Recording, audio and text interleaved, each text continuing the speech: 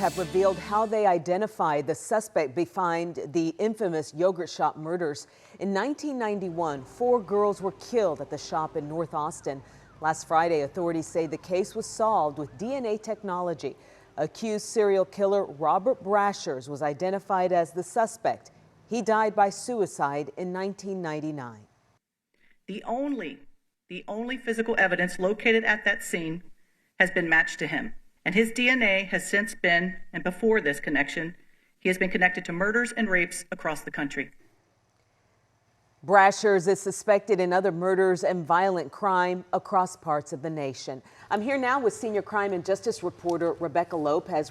Rebecca, you have covered this case from the start. Your thoughts on today's news conference? Look, Cynthia, this case has impacted all of us who touched a part of this case because it was just so devastating. I am relieved for the families who have lived with this tragedy for decades, and hopefully we'll find some peace now. Personally, this case has stayed with me through most of my career. I was a very young reporter when the bodies of Eliza, Sarah, Jennifer, and Amy were pulled out of that yogurt shop. I covered their funerals. I will never forget the grief of the families, their friends, and the city that mourned them. Seeing the families today holding hands and giving statements was extremely emotional. I still have a pen that says, "We will not forget," that they gave out at that time. Yeah, we saw one of the sisters speaking at the news conference, and she was so emotional. What can you tell us about this new tech they talked about today? Well, this was very exciting. I actually spoke with the family about this. They used a new form of DNA testing called YSTR. They were able to recover a small amount of DNA from one of the victim's fingernails. They were able, through genealogy, look at profiles in databases and found profiles of relatives that pointed to the suspect and then compared his DNA. Then they also used the FBI's NIBIN system and tested a cartridge from the crime scene to other murders and they connected it to other murders in other states.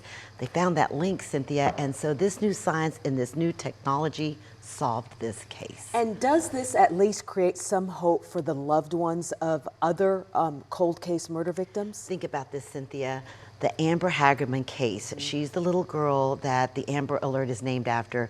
They've not solved that case. The detectives found very small traces of DNA on her, but they haven't been able to test it because once they use that little sample, that's it. They only have one chance. So they are waiting for better technology, and this gives detectives hope in that case. And can you imagine her mother, who has also never given up fighting for her daughter's killer to be found? So Cynthia, this does give people hope. Thank you so much for your reporting on this story for so many decades. Yeah, Rebecca really Lopez.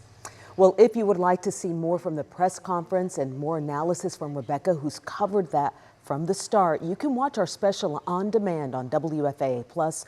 Our app is free to download to your TV.